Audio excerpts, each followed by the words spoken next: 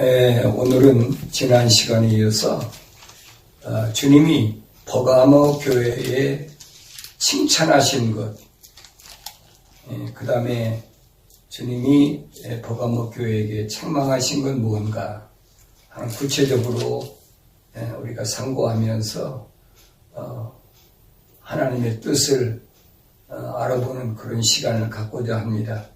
버가모 교회에 대한 주님의 칭찬은 뭐라고 말씀하셨느냐? 사탄의 자리가 있는 곳에서, 즉 타락한 세상에서의 교회의 참된 교회의 그 모습에 대해서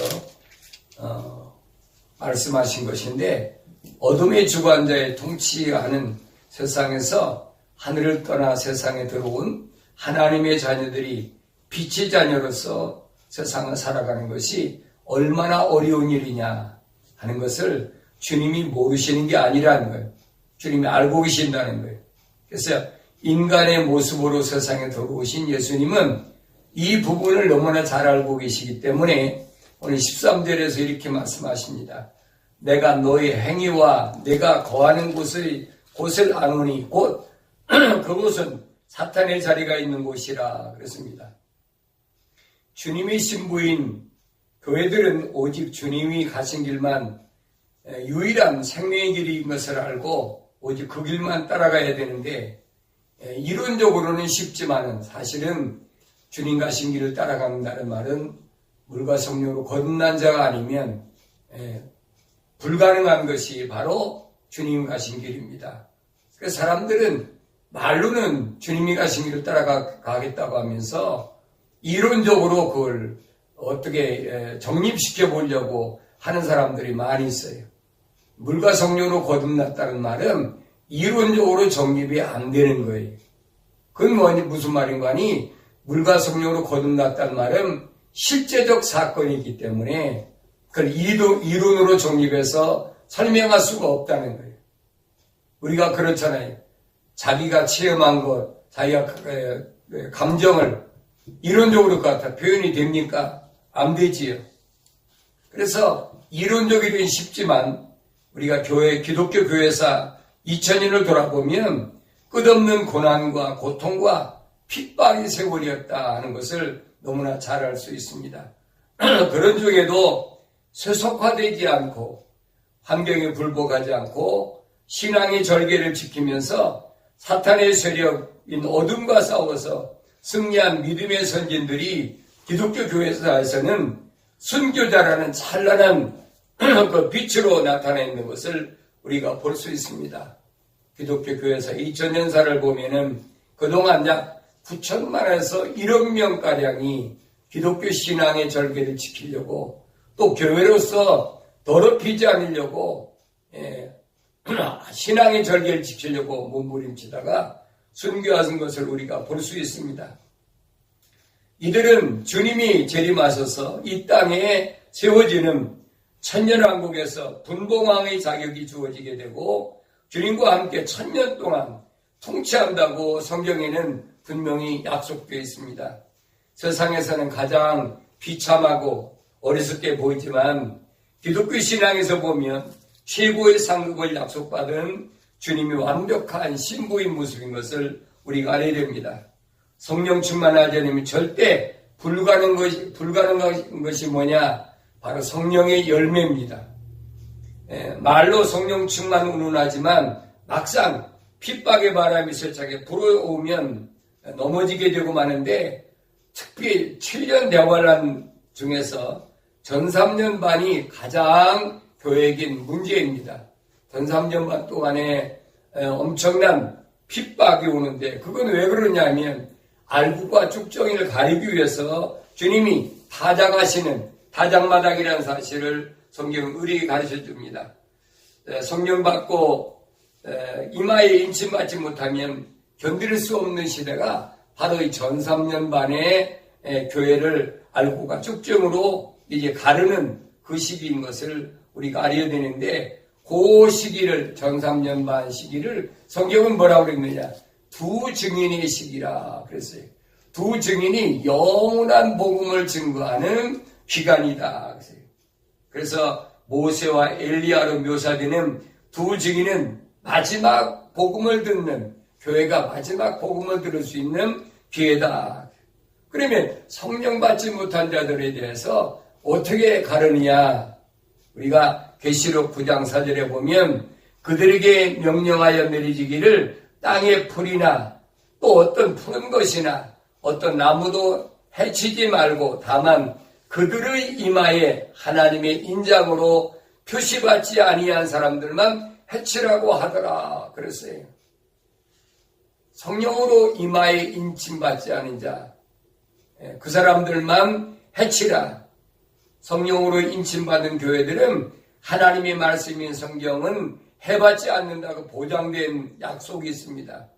그러면 누구부터 심판이 시작되느냐 하는 겁니다.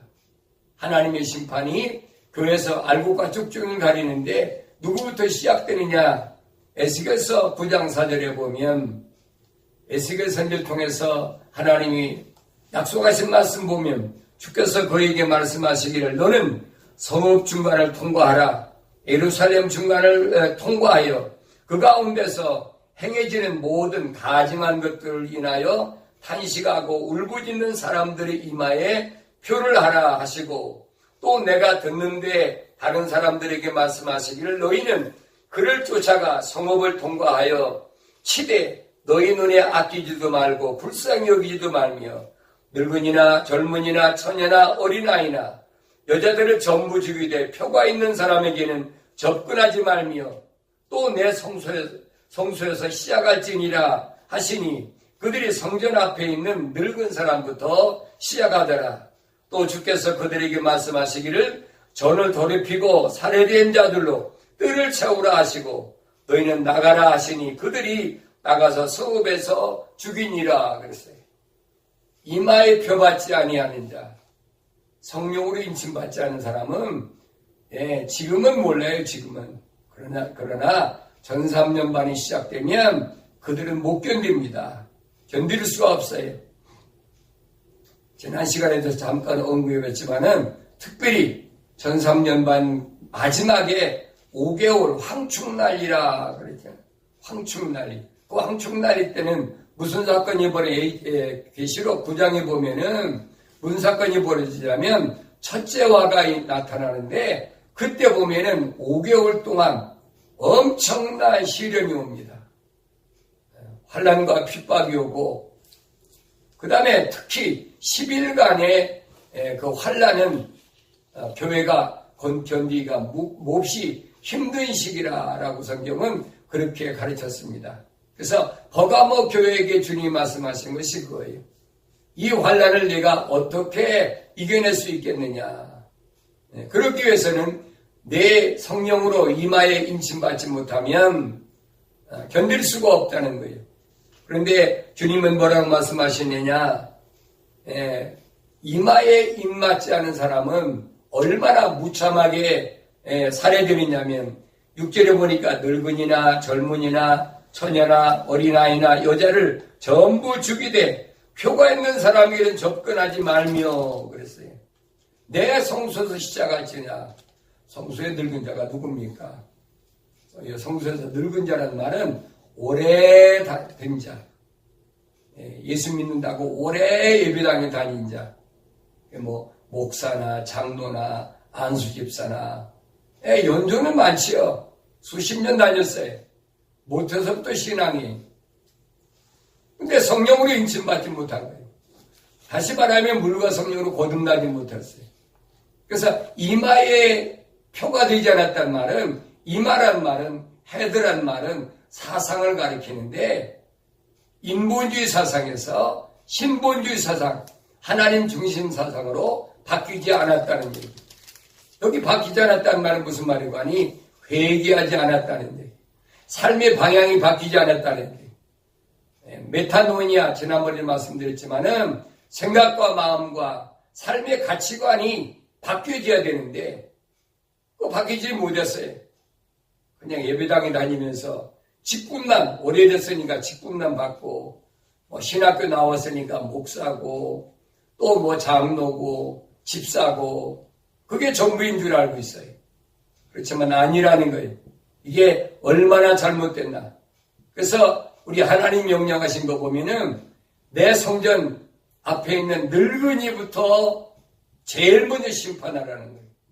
심판의 대상 1호가 바로 오래된 자입니다. 성령 충만하고 물과 성령으로 거듭난 사람이 오랜 신앙의 연주가 있으면 하늘의 상급을 많이 쌓기 때문에 아주 대단하고 자랑할 만한 거예요. 그런데 성령 받지도 못한 사람들이, 물과 성령으로 거듭나지 못한 사람들이 그런 거 자랑하지요. 나는 3대 4대째 신앙생활하는 사람이다. 우리 할아버지가 목사고 우리 아버지가 목사고 나도 목사고, 그 3대 4대 목회자가 난다고 그래서 여러분 그것이 전부가 아니에요. 우리 주님이 하신 말씀을 잘 기억해야 돼요. 복음을 복음으로 받아들이지 못하고 십자가 보혈로 죄사함받지도 못하고 물과 성령으로 거듭나지 못했다면 오늘 에스겔 선지를 통해서 하나님께서 심판의 약속하신 것을 우리가 다시 한번 생각해야 됩니다. 그래서 7년 환란이 시작되면 성령으로 인침을 받은 자와 짐승표를 받은 자로 나누게 되는데 난 무엇을 받을 것인가? 둘 중 하나는 반드시 받아야 된다는 거예요. 이것도 저것도 아니라는 건 아닙니다. 둘 중 하나는 받아야 돼요. 성령으로 인침받든지 아니면 짐승표를 받든지. 왜냐하면 계시록 13장 16절에 보면 그가 모든 자, 즉 작은 자나 큰 자, 부자나 가난한 자, 자유자나 종이나 그들이 오른손이나 이마에 표를 받게 하고 그 표나 그 짐승의 이름이나 그의 이름의 숫자를 지닌 사람을 제외하고는 아무도 사거나 팔 수 없게 하더라 그랬어요. 이마나 오른손에 짐승표를 받지 않으면 사고 팔 수가 없어요. 현금 많다고요? 현금 많다고 사용할 수가 없어요. 은행에 잔고가 많다고요? 그거 사용할 수가 없어요. 왜냐하면 짐승표를 안 받으면 매매를 못하게 한다. 얼마 동안은 견딜 수 있겠지요. 그러나 짐승표를 받지 못하면 매매를 못하니까 뭘 못합니까? 전기도 사용 못해요. 물도 사용 못합니다. 그런 때가 와요. 이 말씀이 얼마나 우리에게 절실한 말씀인가를 귀담아 드려야 되는데 우리는 그걸 느끼지 못하고 있어요. 얼마나 절실하냐. 금식해 본 사람은 물 마시지 못할 때에 절실함을 느낍니다. 배고플 때에 절실함을 느낍니다. 나이 든 사람도 그런데 하물며 어린 아이를 둔 그 어머니들이 어떻겠어요? 기가 막히지. 아이들이 배고파서 울부짖을 때, 목말라서 울부짖을 때 어떻게 견딜 수 있을 것 같아요? 계시록 13장 18절에 보니까 지혜가 여기 있으니 지각이 있는 자는 그 짐승의 숫자를 헤아려 보라. 그것은 한 사람의 숫자이니 그 숫자는 666이니라 그랬어요. 둘 중 하나는 받아야 돼요. 성령 받지 아니하면 짐승표를 받든지. 그것이 전 3년 만에 교회가 받을 핍박의 어려움인 것을 성경은 우리에게 가르쳐주고 있습니다. 우리 주위에는 성령 받았다고 떠들고 자기들을 과시하려는 사람들이 얼마든지 많습니다. 그러나 여러분 조심해야 돼요. 왜냐하면 성령은 거룩한 하나님의 영을 말하는 것인데 그런데 이 사람들은 세속적인 삶을 살면서 성령 받았다고 아무 이구동성으로 떠들고 있거든요. 그들이 만약에 성령 받았다고 떠드는 것을 보면 그냥 아마도 사탄의 영을 받은 거짓 영을 받은 것이 분명한 것은 성경이 가르쳐줍니다. 성령 받아 기적과 이적을 행한다고 자랑하는 사람을 특히 조심해야 돼. 마태복음 24장 23절에 보면 그때에 그랬어요. 그때 누굽니까? 그때가 언제냐? 주님 재림하실 때예요. 주님 재림하실 때 이 말이 만일 누가 너에게 보라 그리스도가 여기 있다 혹 저기 있다 해도 믿지 말라. 왜 믿지 말아야 되느냐면 24절에 그랬어요. 거짓 그리스도들과 거짓 선자들이 일어나서 큰 표적들과 이적들을 보여주어 할 수만 있다면 그 택함 받은 자들도 미혹하리라. 세상에서 택함 받은 자, 부름 받은 자 중에서 주님이 특히 택하였다고 그랬는데 그 부름받은 교회에서 택함 받은 자들까지도 이 기적을 통해서 미혹한다라고 주님은 그렇게 말씀하십니다. 예수님은 성령을 왜 보내셨느냐 하는 목적을 분명히 말씀하셨어요. 주님 왜 성령을 보내셨을까? 요한복음 14장 16절에 보면 또 내가 아버지께 기도하겠고 그분께서 다른 위로자를 너희에게 주시리니 그가 너희와 함께 영원히 거하시리라. 17절에 보니까 진리 영인 그를 세상은 영접할 수 없으니 이는 세상이 그를 보지도 못하며 또한 알지도 못하기 때문이라. 그러나 너희는 그를 아나니 이는 그가 너희와 함께 거하시며 또 너희 안에 계실 것임이라. 내가 너희를 고아로 남겨두지 아니하고 너희에게 오리라. 주님의 약속이에요. 성령을 우리에게 왜 보내주시느냐? 너희를 고아로 버려두지 않겠다는 얘기예요. 위로자이신 그분께서 내게 함께 하시면 우리가 마지막 때 하나님의 영광을 위하여 넉넉히 이 사탄의 어둠의 세력을 물리칠 수 있음을 우리에게 약속하신 겁니다. 성령을 주신 목적을 잘못하면 사탄 마귀들이 틈을 타고 들어와서 갖가지 방법으로 접근해서 미혹하고 유혹한다는 사실을 성경은 우리에게 가르쳐주고 있습니다.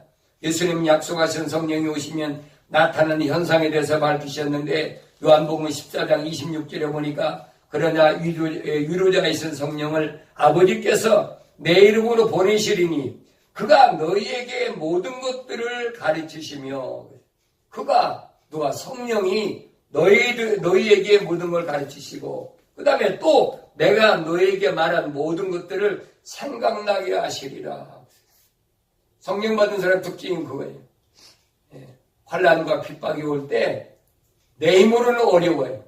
낙심하게 될 때 성령 받은 사람은 성령께서 우리에게 뭘 주시냐면 찾아오셔서 주님이 약속하신 말씀을 기억나게 하시는 거예요. 내가 나이가 많아서 나는 어떤 사람은 그래요. 내가 나이가 많아서 성경을 읽어도 기억하지 못합니다. 그거 아니에요. 성령 받아보세요. 주님이 약속이라면 거짓말이게요. 그러면 성경에 너희 많은 사람들은 아무리 성령 받아도 기억이 안 날 것이다 해놨을 거 아니에요. 성경은 그렇게 안 돼 있어요. 성령 받으면 내가 너에게 말한 모든 것들을 생각나게 하시리라. 근데 자기가 자칭 성령 받았다고 떠들지. 그러면서 성경 주님이 하신 말씀이 기억 안 난다는 거예요. 왜 기억이 안 납니까? 기억이 날 수밖에 없어요. 그건 내가 기억하는 것이 아니라 성령이 말씀하신다는 거예요. 성령이 말씀하신다. 주님이 약속하신 성령이 임하시면 주님 말씀이 생각나기 때문에 하나님 말씀인 성경을 날마다 시간마다 읽지 않고는 못 견디는 겁니다. 성령 받은 사람 특징이 그래요. 성경 읽지도 않는데 주님이 약속하신 말씀이 들립니까? 성경 읽지도 않고 근데 주님 약속 말씀이 어떻게 들려요? 안 들리죠. 그래서 우리는 날마다 하나님의 진리의 말씀을 가까이 하고 읽어야 된다는 얘기예요. 성령 받았다고 떠들면서 하나님 말씀 성경을 읽지 않는 자들은 잘못된 자들이고 쉽게 말하면 가짜들이에요. 거짓 것들을 조심하지 않으면 내 영혼이 사탄 마귀에게 사냥당하고 결국은 낭패하고 만다는 사실을 우리는 성경을 통해서 너무나 잘 알고 있습니다. 요한계시록 요한복음을 상고해 보면 주님이 말씀하신 성령 받은 자와 성령 받았다고 하는 가짜를 분별하게 됩니다. 요한복음 15장 26절에 보면 그러나 내가 아버지께로부터 너에게 보낼 위로자 곧 아버지께로부터 나오시는 진리 영이 오시면 그가 나에 관하여 증거하시리라. 두 번째 성령 받은 사람은 주님이 말씀하신 대로 위로자 성령이 오시면 뭐하냐? 나에 대하여 증거하리라. 성령 받은 사람 예수밖에 증거 안 해요. 어떤 사람은 뭐 간증한다고, 어떤 사람은 또 뭐 예화 들어가면서 설교한다고 별의별 소리 다 하는데 아니에요. 우리는 66번 성경 안에서 벗어나면 안 되는 거예요. 왜? 예수님께서 말씀하셨잖아요. 빠진 것이 없어요. 성경 66권에는. 그래서 성령 받은 자들만 올바로 예수를 증거할 수 있다. 뭐 성경이 없는 다른 예수를 증거하는 사람도 많이 있어요. 그런데 올바른 예수를 증거할 수 있는 것은 성령 받은 사람만이 할 수 있는 특권인 것을 우리가 알아야 됩니다. 예수 이름을 목청이 터져라고 외치면서 열정적으로 보이지만은 사탄 마귀의 장난을 분별해야 됩니다. 사도행전 1장 8절에 주님이 승천하시기 전에 마지막에 제자들에게 약속하신 게 뭐냐면, 그러나 성령께서 너에게 임하시면 너희가 능력을 받으리니 그러면 예루살렘과 온 유대와 사마리아와 땅끝까지 이르러 내게 증인이 되리라 그랬었어요. 그 주님의 약속이잖아요. 그러니까 성령 받은 증거는 예수를 전하는 거예요. 예수가 누구냐는 거지. 예수님이 요한복음 17장 3절에서도 영생은 뭐냐? 영생은 참 하나님 아버지와 아버지께서 보내신 예수 그리스도를 아는 것이라. 알아야 돼. 안다는 건 이론적으로 알아서는 안 된다는 얘기. 내가 체험적으로 알아야 되지. 하나님도 마찬가지. 내가 하나님의 자녀라면 체험적으로 알아야 돼. 예수님도 마찬가지. 내가 예수님의 신부라면 체험적으로 예수님을 경험해야 돼. 그 체험적으로 경험하는 것은 성령을 통해서밖에는 할 수가 없다는 사도행전 17장 11절에 보면 베레아 사람들은 데살로니가 사람들보다 더 고상하여서 전심으로 말씀을 받아들이고 그랬어요. 그 다음에 그 말들이 그런가 하여 매일 성경을 상고함으로 그들 중에서 많은 사람이 믿었는데 헬라 상류 사회의 부인들과 남자들도 적지 아니하더라 그랬어요. 상류 사회 이방인들이 헬라 이방인들인데도 그들이 날마다 성경을 읽으니까 전심으로 하나님이 종을 통하여 말씀을 받아들이고 그 다음에는 그것이 그 말씀이 그런가 하여 날마다 성경을 상고한다. 주일날 목사가 성대상에서 거짓말하는지 참말하는지 성도가 어떻게 합니까? 몰라요. 알 수가 없어요. 근데 요한일서 2장에 보면 그랬잖아요. 주님 사전을 통해서 뭐하냐? 땅에서 난 자는 세상 것을 말한다. 땅에서 난 자는 세상 것을 말해. 왜 그렇습니까? 창세기 3장에 뱀이 하와를 유혹해가지고 아담과 하와가 타락했을 때 하나님 저주한 게 뭡니까? 너는 평생 동안 배로 기어다닌다. 땅에서 기어다닌다니. 그게 뱀의 사상이. 땅의 것을 먹고 마지막 때도 마찬가지. 세상에서 잘되고 세상에서 부유하고 세상에서 출세하고 세상에서 성공적인 삶을 살고 그것만 자꾸 강조하는 거예요. 그러면 사람들은 많이 모이는지 모르지만은 참다운 교회는 아니라는 사실을 분명히 알아야 됩니다. 타락한 인간에게는 세상만 살아가는 데 필요한 이치를 가지는 것이 뭐냐? 그 철학입니다. 그리고 보이는 것으로만 증거하는 것이 뭐냐? 바로 과학인데 이 철학과 과학을 믹스해가지고 그럴듯하게 설명하면 귀에 쏙쏙 잘 들어오지. 그러니까 너무너무 좋다는 겁니다. 우리가 그런 얘기 듣고 나서 목사님 오늘 참 은혜 받았습니다. 뭐가 은인지도 몰라요.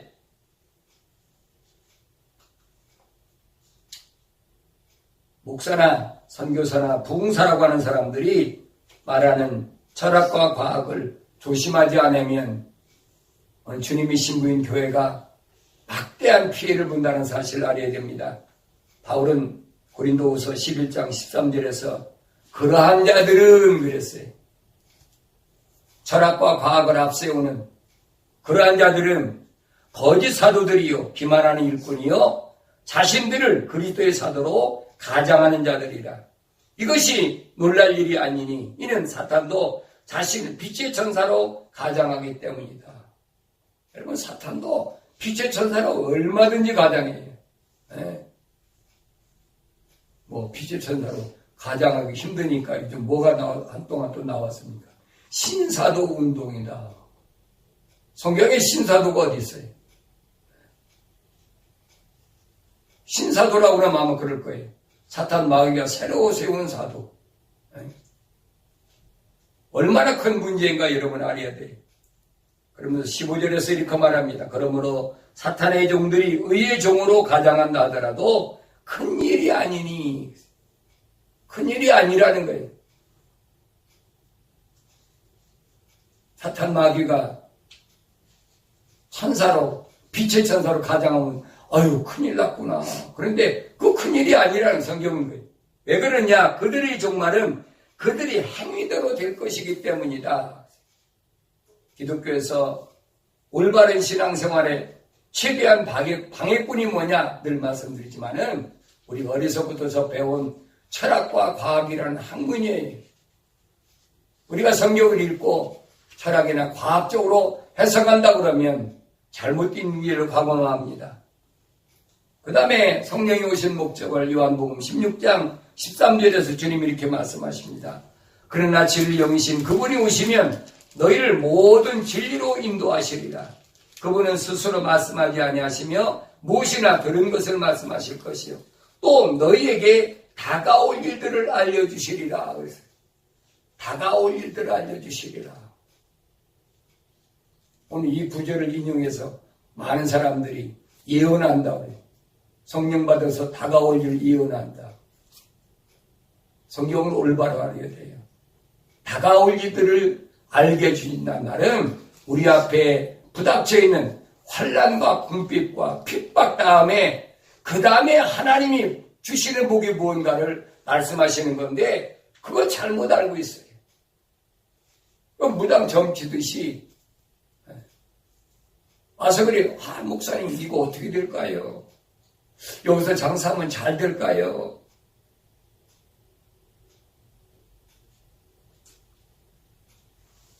오늘 버가모 교회 주님이 책망하신 첫째 부분이 뭐냐면 발람의 교리라 그랬어요. 발람의 교리. 발람의 교리가 뭘까? 우리가 성경을 민수기를 읽어보면 발람이란 사람이 어떤 사람인가를 잘 알 수가 있습니다. 민수기 22장부터 24장 읽어보면 모압 왕인 발락이 선지자 발람을 물질로 유혹해서 하나님 백성 이스라엘을 저주하라고 사주를 합니다. 예. 하나님 백성은 저주하라고. 발람은 선지자였지만은 짐승이 나기만 또 못했어요. 그저 사람을 자꾸 보내니까 와서 유혹을 하는 겁니다. 와서 내 그 얘기만 들어주면 내가 엄청난 사례를 할 테니까 와달라. 한 번 보내. 거절했어요. 두 번 보내.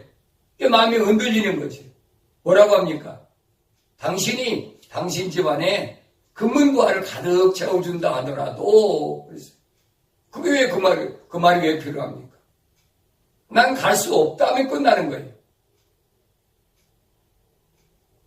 그런데 나중에는 이제 그 사람들 가고 싶은 마음이 있으니까 내가 얼마나 잘못됐느냐 하는 것을 하나님께서 오늘 발람에게 알려주시기 위해서 그래 가봐라. 나귀 타고 한참 가는데 나귀가 가다가 이 담장 있는 데다가 자꾸 가까이 붙어갖고 이 발람의 다리가 말을 탄 그 다리가 담장에 부닥치게 만들어요. 쓰러지니까 발람이 일어나가지고 지팡이를 에다가 나귀를 3번이나 때립니다. 그때 하나님께서 성경에 그랬어요. 이 나귀에게 입을 열어서 말을 하게 했다. 네가 왜 날 때리느냐? 그 발람이 얘기하지. 내가 탔을 때 잘 가는데 때리냐? 네가 넘어지고 안 일어나는 게 때리지. 나비 맛도 못한 것이 그게 하나님 선지자라는 것을 오늘 가르쳐주고 있어요. 근데 32절에 보면 민수기 22장 22절부터 34절까지 보면 그 내용이 나오는데 32절에 보면 이렇게 나옵니다. 주의 천사가 그에게 말하기를 어찌하여 너는 내 나귀를 이처럼 3번 때렸느냐? 보라 내가 너를 막으려고 나갔으니 이는 너의 길이 내 앞에 패역함이라 그랬어요. 내가 발락에게 가고자 하는 것이 패역한 일.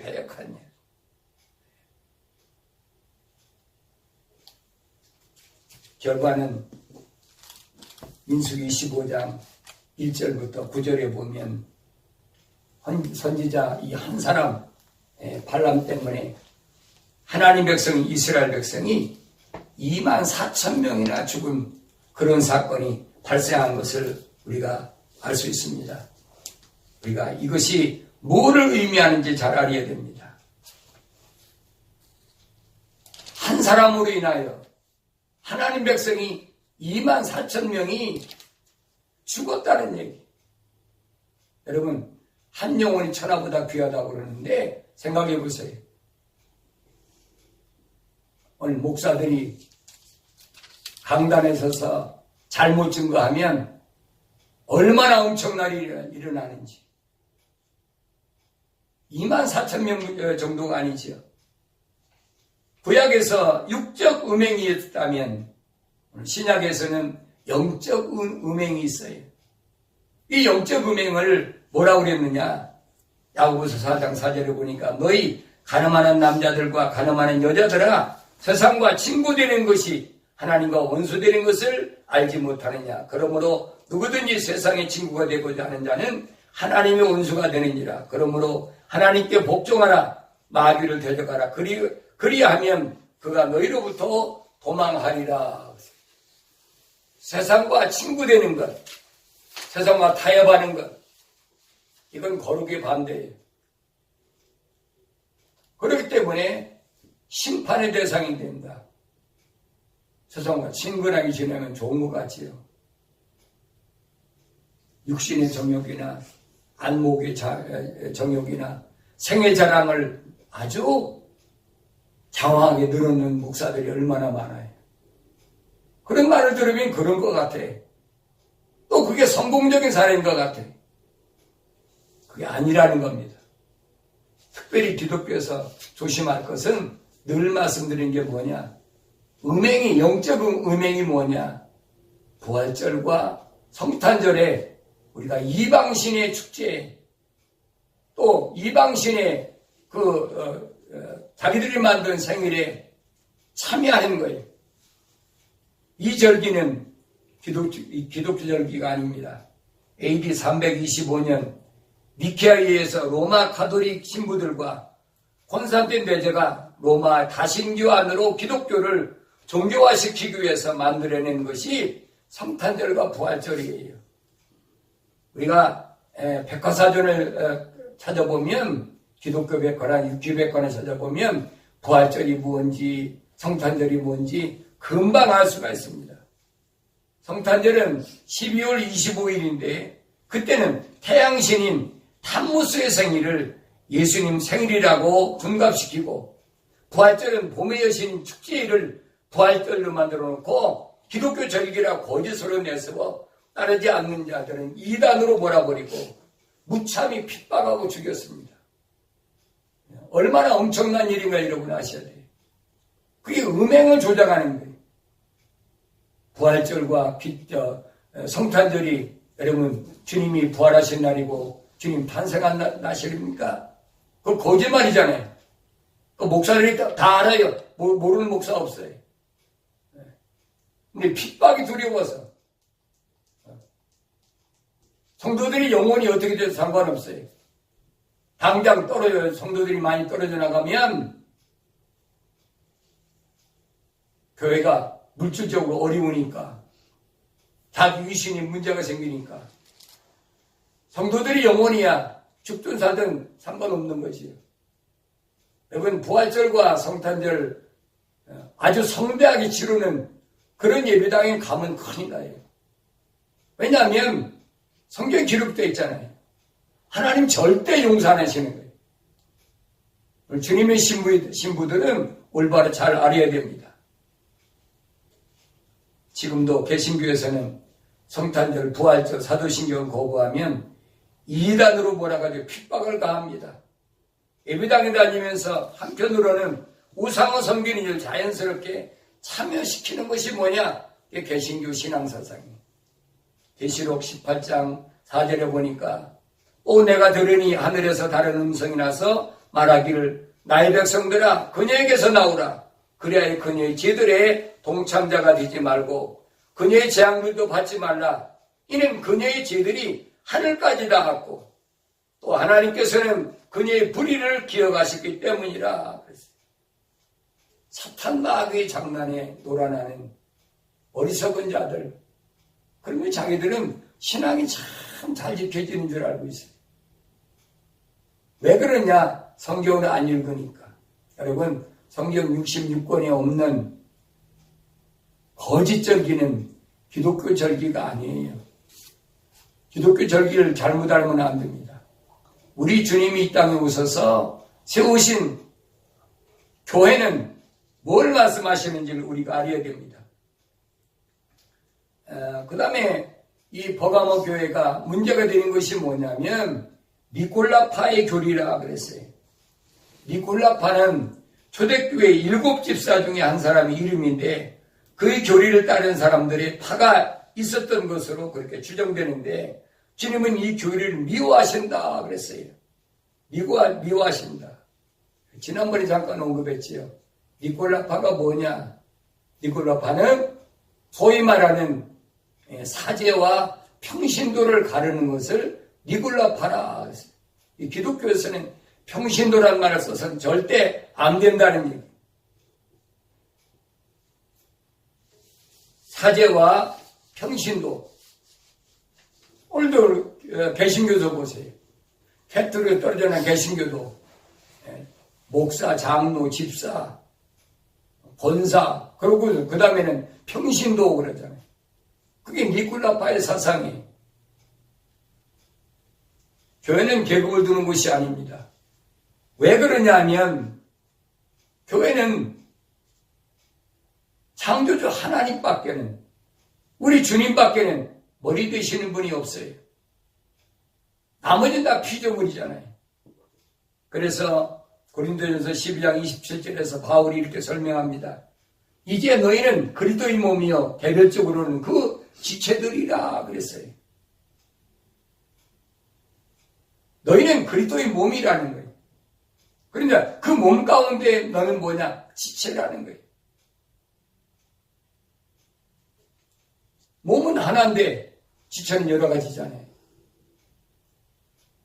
그런데 어떻게 평신도가 있고 사제가 있고 그건 기독교 신앙사상이 아니.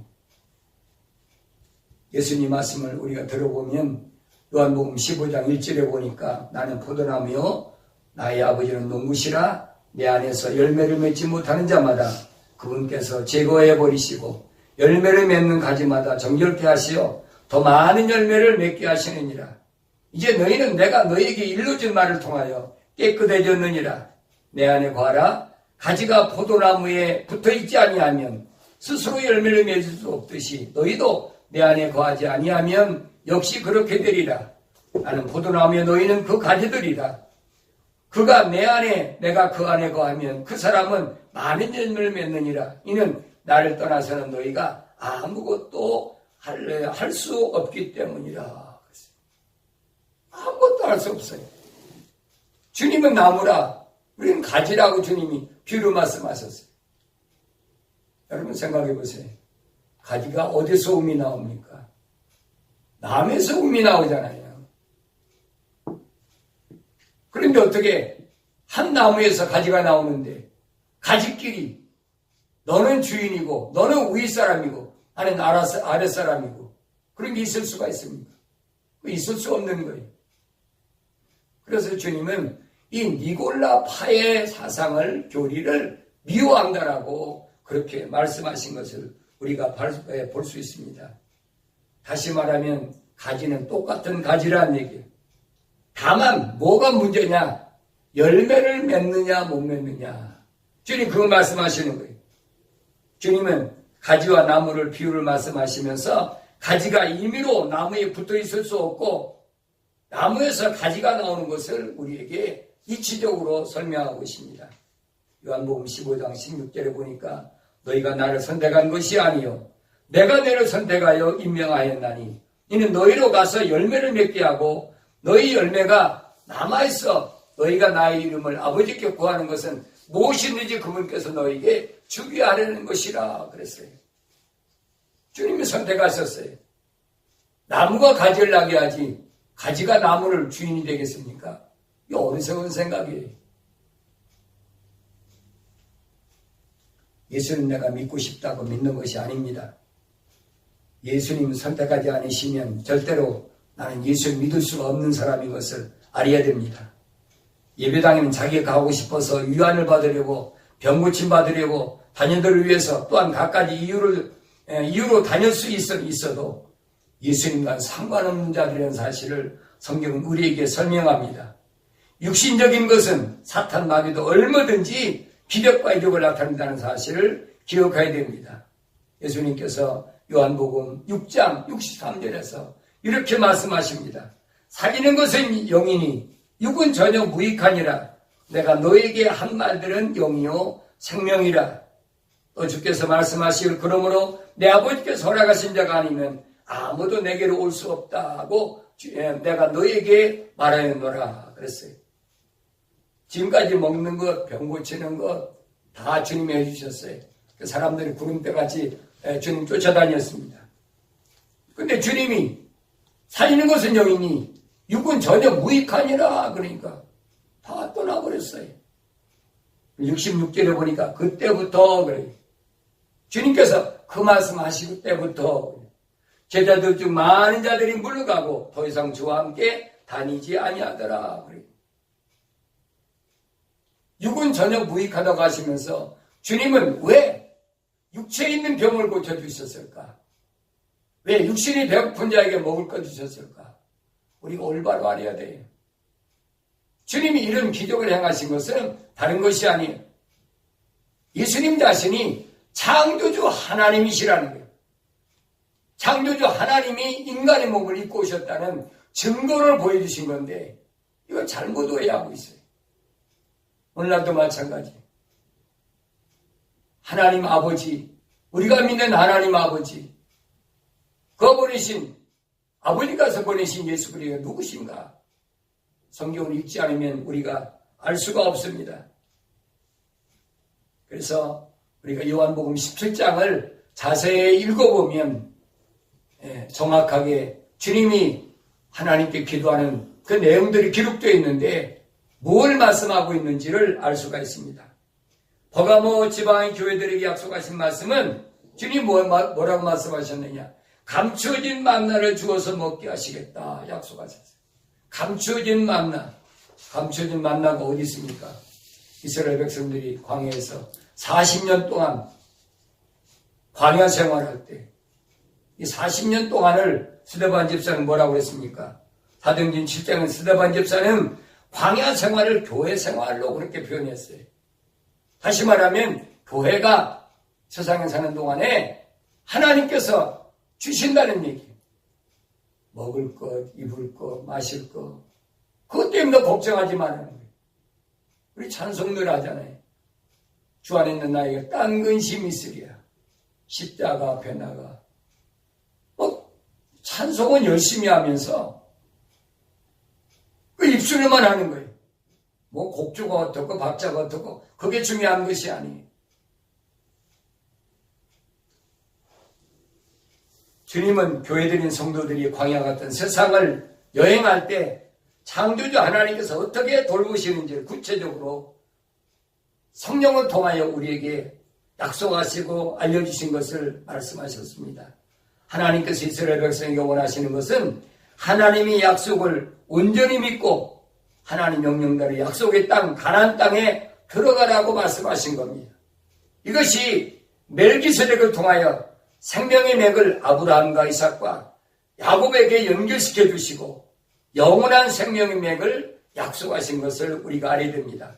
오늘 성도인 교회들은 주님의 신부들로 주님의 재림과 함께 주의 나라에 들어가야 된다는 사실을 교회 시대에 온전히 깨닫고 누가 뭐래도 성령 충만함 받아서 날마다 주의 말씀을 상고하여 우리 주님 다시 오실 때까지 주님을 위하여 준비하는 성도의 아름다운 삶을 살아가야 될 줄로 믿습니다.